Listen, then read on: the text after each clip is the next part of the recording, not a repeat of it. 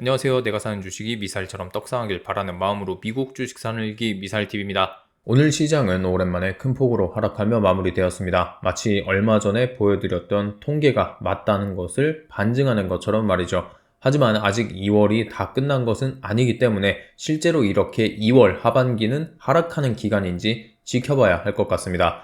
오늘 하락의 원인은 생각보다 상당히 다양했는데 오늘 시장이 결과적으로 어떻게 움직였는지 시장 전반적인 것들부터 짚어보겠습니다. 오늘 하락의 결과 다우존스는 마이너스 2.06%, S&P 500은 마이너스 2%, 그리고 나스닥은 마이너스 2.5% 하락하며 장을 마감했습니다. 최근 3대 증시가 모두 2% 이상 하락한 날은 올해 들어서 없었던 것으로 기억하는데요. 그렇게 시장이 하락하면서 결국 공포탐욕 지수는 63까지 내려왔습니다. 시장에 상당히 큰 충격을 줄 만한 이슈들이 여러 가지 있었는데요. 가장 큰 이슈는 지정학적 리스크, 러시아의 돌발 행동입니다. 푸틴은 21일 국정연설 중 미국과의 핵무기 통제 조약인 신전략무기 감축 조약, 뉴스타트 참여를 중단한다고 밝혔습니다. 푸틴은 연설 중 미국이 우크라이나 전쟁을 세계적인 분쟁으로 몰아가고 있다면서 이와 같은 결정을 내렸습니다. 거기에 추가적으로 푸틴은 우크라이나와의 전쟁을 지속하겠다는 뜻도 명확히 했는데요.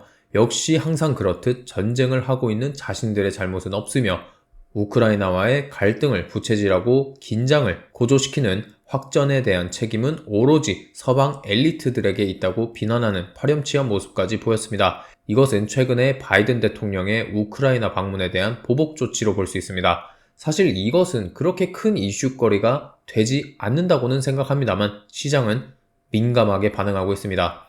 러시아 입장에서는 바이든이 직접 우크라이나와 나토 국가들을 방문하면서 전쟁에 대한 지원을 아끼지 않겠다고 하는 만큼 그에 상응하는 퍼포먼스를 보여야 했고 그것이 뉴스타트 조약 파기였던 것 뿐입니다. 러시아만 봐도 세계 질서에 반하는 전쟁을 치르면서 서방 국가와 배째라는 식으로 맞서고 있는 상황인데 말이죠. 여기에 추가적으로 오늘은 미국의 구매관리자 지수 PMI가 발표되었습니다. 서비스업 PMI는 50.5로 전월 46.8과 전문가들의 추정치 47을 모두 웃돌았고 작년 6월 이후에 가장 높은 수준으로 나타났습니다. 8개월 만에 다시 확장하는 국면에 들어섰는데요. 반대로 제조업 PMI의 경우에는 47.8로 집계되어 서비스업 PMI와는 정반대의 모습을 보였습니다. 이 둘을 합친 종합 PMI는 50.2를 기록하면서 미국 경기가 괜찮아지고 있다는 것을 보였습니다. 그렇게 뉴욕 채권 시장의 금리는 PMI 발표 직후에 10bp 이상 상승하면서 10년물 국채 금리는 3.955포인트가 되었고 작년 11월 이후로 최고치를 찍은 모습입니다. 그에 대한 반응으로 페드워치를 보면 현재 다음 FOMC에서 빅스텝 금리 인상에 대한 예측치가 점점 커지며 이미 25% 정도 되는 것을 보실 수 있으실 겁니다. 시장이 올해 초 증시를 끌어올린 예측과는 정반대의 모습을 보이고 있는 상황으로서 실질적인 조정이 시작된 것으로 예상할 수 있습니다. 이와 관련하여 모건 스탠리의 최고 투자 책임자이며 월가의 족집게라고 불리는 마이클 윌슨이 한마디 거들었는데요. 그가 전망하기를 연준이 6월까지 최소 2에서 3회 금리 인상을 단행할 것이라고 전망했습니다. 당연히 시장의 기대와는 반대로 가고 있는 상황을 말함으로써 시장이 크게 폭락할 것으로 예견했는데요. 그렇게 마이클 윌슨은 이번 상반기에 S&P 500 지수는 최소 작년 10월 저점 수준으로 다시 하락할 것이라고 예측했습니다. 그리고 또한 최대 3,000에서 3,300포인트 범위 내에서 거래될 것이라고 예측했습니다.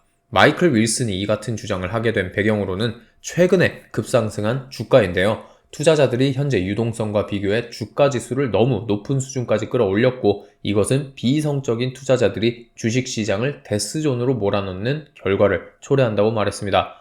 마이클 윌슨이 말하는 데스존은 ERP 차트를 통해서 확인할 수 있습니다. 이 차트는 채권 수익률과 주식 수익률의 차이를 보여주는 자료인데 지금 역대급으로 그 차이가 적어진 상태입니다. 채권 수익률은 금리 상승에 대한 것을 가격에 반영했지만 주식시장은 금리 상승에 대한 압박에도 불구하고 지속적으로 상승하면서 이러한 모습을 만들어낸 것입니다. 시장이 다시 하락할 때 그 어떤 최악의 결과가 벌어지지 않을 것이라고 예상하는 것, 그리고 투자자들이 탐욕에 탐욕을 더하면서 산 정상까지 오르려고 시도하고 있는데 당연히 산 정상으로 올라갈수록 산소는 바닥날 것이고 준비 없이 기대만으로 계속해서 등반하던 투자자들은 큰 부상을 당하거나 최악의 경우 사망, 즉 주식시장을 떠날 수밖에 없는 상황까지 겪을 수 있을 겁니다. 마이클 윌슨의 예측처럼 최대 S&P 500이 3천까지 폭락한다면 오늘 종가를 기준으로 약 25%가량 하락하는 수준인데요. 이 정도면 코로나 당시까지 폭락하는 것이니 누군가에게는 저가 매수의 찬스라고 볼 수 있는 좋은 기회가 될 것이고 다른 누군가에게는 너무나도 힘든 시간이 될 것입니다. 자, 시장 전반에 관련된 이야기를 떠나서 개별 기업 소식으로 넘어가 보겠습니다. 오늘도 역시 실적 발표가 있었는데요. 대표적으로 월마트와 홈디포 두 회사가 장 전에 실적 발표를 했고 이 역시도 시장에 악재로 작용했습니다.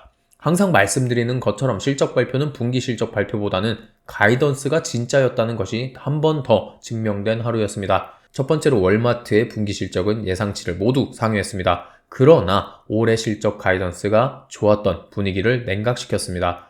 올해 실적 가이던스에서 EPS를 5.9에서 6.05달러로 예측했는데 이는 전년 동기 대비해서 6.2%가 감소한 것이고 전망치에 비해서 크게 감소한 수치였기 때문에 시장을 냉각시켰다고 볼 수 있습니다. 자, 또한 2년 연속 EPS가 감소할 것이라는 가이던스를 내놓으며 월마트라는 대형 기업도 부정적인 상황에 놓여 있다는 사실이 시장에 또 큰 충격을 준 것입니다.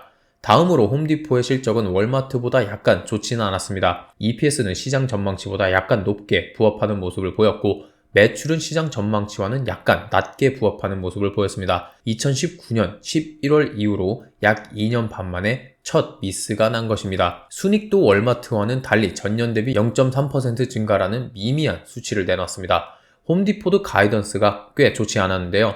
2023년 실적 가이던스를 내놨는데 매출은 동일할 것이나 EPS가 하락할 것이라고 예측했는데 가장 큰 원인은 시급 인상에 대한 이슈로 올해 10억 달러 투자 계획이 있는 것이었습니다. 즉 지출 비용이 증가하면서 마진이 큰 폭으로 축소될 것이 예정되어 있다는 말이죠. 자, 오늘 제가 준비한 소식은 여기까지입니다. 오늘은 이렇게 악재들만 즐비한 시장이었습니다. 최근 큰 폭으로 상승해오면서 이렇다 할 만한 조정이 없었는데요. 지금 차트를 보시면 확실히 강하게 상승하던 구간 이후에 최근에 힘을 잃고 주가가 횡보하는 모습을 보이고 있습니다. 이런 와중에 이렇게 큰 폭으로 하락을 맞이했고 S&P 500 기준으로 심리적 지지선이라고 할 수 있는 4천선이 깨진 만큼 큰 하락이 기다리고 있을 수도 있습니다. 심지어 내일은 FOMC 회의록이 공개가 될 예정이며 장마감 이후에는 엔비디아의 실적 발표가 기다리고 있습니다. 엔비디아는 최근 챗 GPT의 부상과 함께 더 힘차게 떠오르고 있는 반도체 대장주인데요. 최근에 뱅크 오브 아메리카에서는 AI 시대에 엔비디아가 1등이 될 것이고 최대 수혜주가 될 것이라고 하면서 목표 주가를 상향 조정하기까지 했습니다. 그런 엔비디아인 만큼 이런 과열된 시장에서 내일 실적 발표는 최근에 있었던 빅테크 3대장만한 큰 이슈라고 볼 수 있습니다.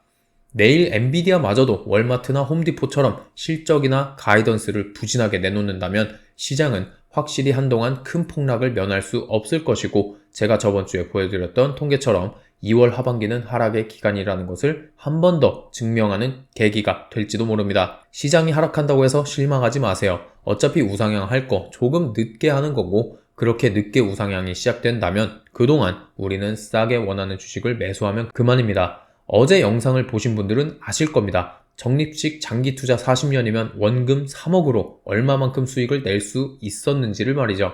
시간은 우리의 편이고 개미들의 무기가 됩니다. 이 점을 잊지 마시기 바라면서 영상 마치도록 하겠습니다. 오늘 영상도 도움이 되셨다면 좋아요와 댓글, 구독 그리고 알림 설정까지 부탁드리겠습니다. 감사합니다.